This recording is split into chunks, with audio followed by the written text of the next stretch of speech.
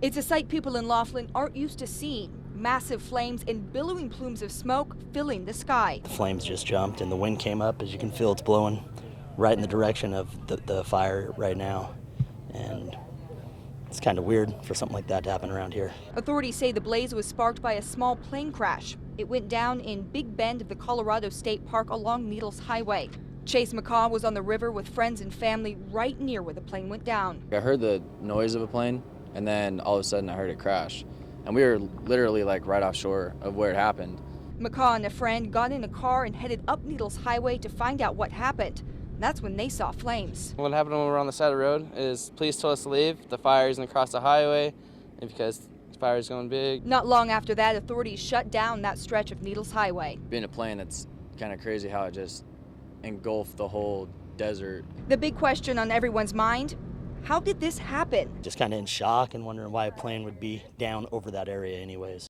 The cars that took 16 women and children to a day at the park now sit in a watery grave reeking of gasoline.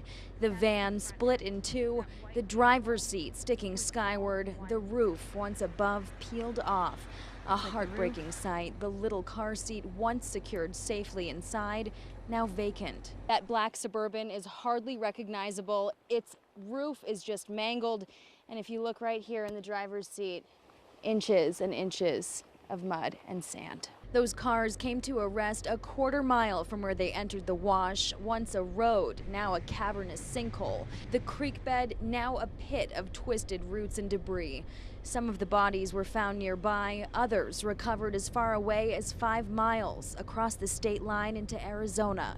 Rescue efforts have been limited to ground searches because of all the wreckage. A couple of the individuals that were recovered yesterday, it was a portion of a foot sticking up out of the sand or hand. So from the air, there's not a whole lot that's available to us.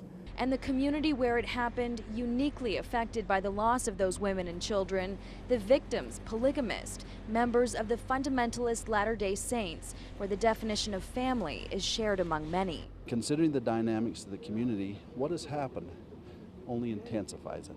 So, I don't know how else you can put it other than we're dealing with something of epic proportions. With 12 dead and 1 missing 2 nightfalls after that flash flood, the creek now sits quiet, but the search continues with hope the next body recovered will still be alive.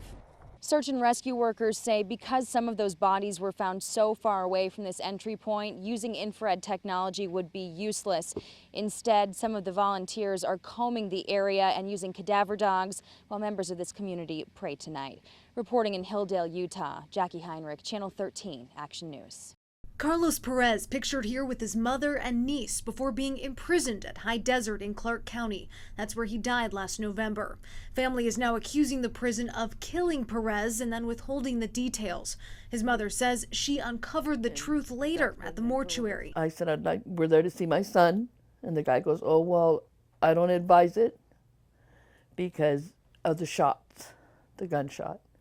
That's when we found out that he had been shot. We felt as a family deceived, lied to.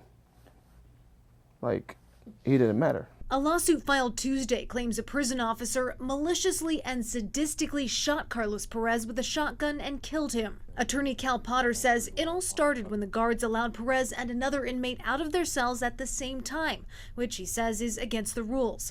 While handcuffed, the inmates reportedly started arguing, but the officers refused to intervene. He says they created a gladiator-like scenario and allowed the inmates to fight. We're told an officer pulled out a shotgun and started firing. It didn't surprise me to find out that they would use a shotgun. It surprised me to find out they used live rounds in a shotgun. Deadly force should never be used in these situations where they're unarmed and particularly when they're handcuffed. Family says at that time they were only told he died after an incident in the prison. Perez was 4 months away from going back home to his 2 kids. Nobody should lose their son or their daughter to something like this.